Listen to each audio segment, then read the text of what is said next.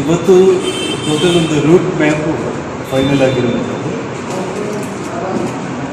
ರಾಯಚೂರು ಜಿಲ್ಲೆಯ ಲಿಂಗಸೂಗೂರಿಂದ ಪ್ರಾರಂಭ ಮಾಡಿ ಅಲ್ಲಿಂದ ಮಸ್ಕಿ, ಸಿಂಧನೂರು, ಕಾರ್ತಗಿ, ಗಂಗಾವತಿ, ಕಂಪ್ಲಿ, ಸಂಡೂರು ಮೂಲಕ ಬಳ್ಳಾರಿ ನಗರಕ್ಕೆ ಎಂಟ್ರಿ ಆಗುವಂಥದ್ದು.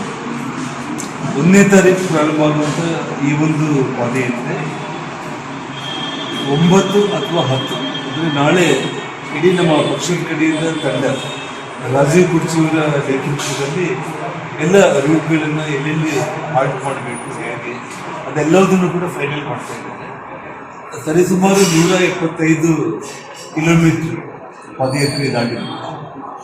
ಸೊ ಹಾಗಾಗಿ ಕೊನೆಯಾಗಿ ಅಂದರೆ 9ನೇ ತಾರೀಕು ಅಥವಾ 10ನೇ ತಾರೀಕು ಸಮಾರೋಪ ಮಾಡುವಂಥ ಒಂದು ವಿಷಯ ಇದು ನಾಳೆ ನಾಡಿದ್ರಲ್ಲಿ ನಮಗೆ ಆ ರೂಟ್ ಬಗ್ಗೆ ಅಂದರೆ ಆ ಡಿಸ್ಟೆನ್ಸ್ ಎಲ್ಲ ಕೂಡ ಕರೆಕ್ಟಾಗಿ ನೋಡ್ತಿಬಿಟ್ಟು ಸಮಾರೋಪ 9 ಅಥವಾ 10 ಇರ್ಬೋದು, ಡೇಟ್ ಫೈನಲ್ ಆಗ್ತದೆ. ಸರ್, ಇದರ ನಡುವೆ ಸಚಿವರು ರಾಜೀನಾಮೆ ಕೊಡ್ತಾರೆ ಅನ್ನೋ ಚರ್ಚೆ ಕೂಡ ಸಿಎಂಗೆ ಫೋನ್ ಮಾಡಿ ಹೇಳಿದಾರಂತೆ, ಸಾಕಷ್ಟು ವಿದ್ಯಮಾನ ನಡೀತಾ ಇದೆ, ನಾನು ರಾಜೀನಾಮೆ ಕೊಟ್ಬಿಡ್ತೀನಿ, ಪಕ್ಷ ಸರ್ಕಾರಕ್ಕೆ ಮುಜುಗರ ತಪ್ಪುತ್ತೆ ಅಂತ.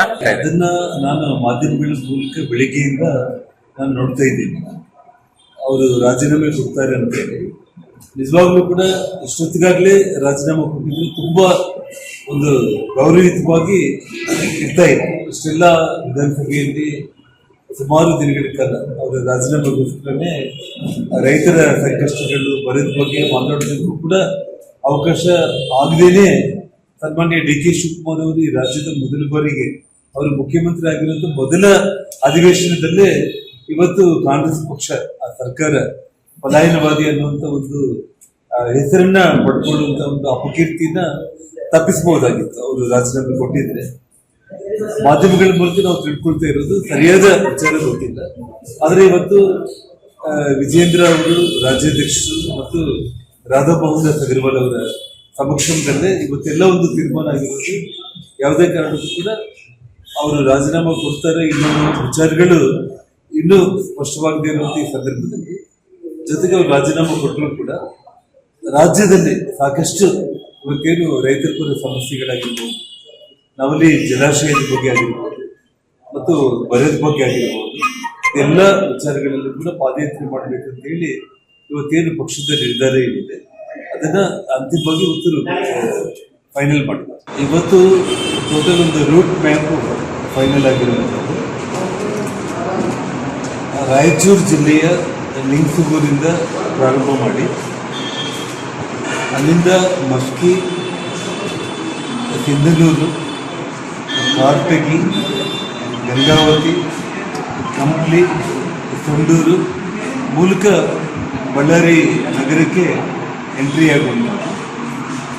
1ನೇ ತಾರೀಕು ಪ್ರಾರಂಭ ಆಗುವಂಥ ಈ ಒಂದು ಪಾದಯಾತ್ರೆ 9 ಅಥವಾ 10 ಅಂದರೆ ನಾಳೆ ಇಡೀ ನಮ್ಮ ಪಕ್ಷದ ಕಡೆಯಿಂದ ತಂಡ ರಾಜೀವ್ ಕುರ್ಚಿಯವರ ನೇತೃತ್ವದಲ್ಲಿ ಎಲ್ಲ ರೂಟ್ಗಳನ್ನು ಎಲ್ಲೆಲ್ಲಿ ಹಾಲ್ಟ್ ಮಾಡಬೇಕು, ಹೇಗೆ ಅದೆಲ್ಲದನ್ನು ಕೂಡ ಫೈನಲ್ ಮಾಡ್ತಾ ಇದ್ದಾರೆ.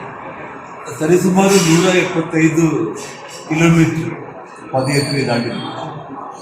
ಸೊ ಹಾಗಾಗಿ ಕೊನೆಯಾಗಿ ಅಂದರೆ 9ನೇ ತಾರೀಕು ಅಥವಾ 10ನೇ ತಾರೀಕು ಸಮಾರೋಪ ಮಾಡುವಂಥ ಒಂದು ವಿಷಯ ಇದು ನಾಳೆ ನಾಡಿದ್ರಲ್ಲಿ ನಮಗೆ ಆ ರೂಟ್ ಬಗ್ಗೆ ಅಂದರೆ ಆ ಡಿಸ್ಟೆನ್ಸ್ ಎಲ್ಲ ಕೂಡ ಕರೆಕ್ಟಾಗಿ ನೋಡ್ತಿಬಿಟ್ಟು ಸಮಾರೋಪ 9 ಅಥವಾ 10 ಇರ್ಬೋದು, ಡೇಟ್ ಫೈನಲ್ ಆಗ್ತದೆ. ಸರ್, ಇದರ ನಡುವೆ ಸಚಿವರು ರಾಜೀನಾಮೆ ಕೊಡ್ತಾರೆ ಅನ್ನೋ ಚರ್ಚೆ ಕೂಡ ಸಿಎಂಗೆ ಫೋನ್ ಮಾಡಿ ಹೇಳಿದಾರಂತೆ, ಸಾಕಷ್ಟು ವಿದ್ಯಮಾನ ನಡೀತಾ ಇದೆ, ನಾನು ರಾಜೀನಾಮೆ ಕೊಟ್ಬಿಡ್ತೀನಿ, ಪಕ್ಷ ಸರ್ಕಾರಕ್ಕೆ ಮುಜುಗರ ತಪ್ಪುತ್ತೆ ಅಂತ. ಅದನ್ನ ನಾನು ಮಾಧ್ಯಮಗಳ ಮೂಲಕ ಬೆಳಿಗ್ಗೆಯಿಂದ ನಾನು ನೋಡ್ತಾ ಇದ್ದೀನಿ. ಅವರು ರಾಜೀನಾಮೆ ಕೊಡ್ತಾರೆ ಅಂತ ಹೇಳಿ ನಿಜವಾಗ್ಲೂ ಕೂಡ ಇಷ್ಟೊತ್ತಿಗಾಗಲೇ ರಾಜೀನಾಮೆ ಕೊಟ್ಟಿದ್ದು ತುಂಬಾ ಒಂದು ಗೌರವಯುತವಾಗಿ ಇರ್ತಾ ಇದೆ. ಇಷ್ಟೆಲ್ಲ ವಿಧಾನಸಭೆಯಲ್ಲಿ ಸುಮಾರು ದಿನಗಳ ಕಾಲ ಅವರ ರಾಜೀನಾಮೆಗೋಸ್ಕರನೇ ರೈತರ ಸಂಕಷ್ಟಗಳು ಬರದ ಬಗ್ಗೆ ಮಾತಾಡೋದಕ್ಕೂ ಕೂಡ ಅವಕಾಶ ಆಗದೇನೆ ಸನ್ಮಾನ್ಯ ಡಿ.ಕೆ. ಶಿವಕುಮಾರ್ ಅವರು ಈ ರಾಜ್ಯದ ಮೊದಲ ಬಾರಿಗೆ ಅವರು ಮುಖ್ಯಮಂತ್ರಿ ಆಗಿರುವಂಥ ಮೊದಲ ಅಧಿವೇಶನದಲ್ಲೇ ಇವತ್ತು ಕಾಂಗ್ರೆಸ್ ಪಕ್ಷ ಆ ಸರ್ಕಾರ ಪಲಾಯನವಾದಿ ಅನ್ನುವಂಥ ಒಂದು ಹೆಸರನ್ನ ಪಡ್ಕೊಳ್ಳುವಂಥ ಒಂದು ಅಪಕೀರ್ತಿನ ತಪ್ಪಿಸಬಹುದಾಗಿತ್ತು ಅವರು ರಾಜೀನಾಮೆ ಕೊಟ್ಟಿದ್ರೆ.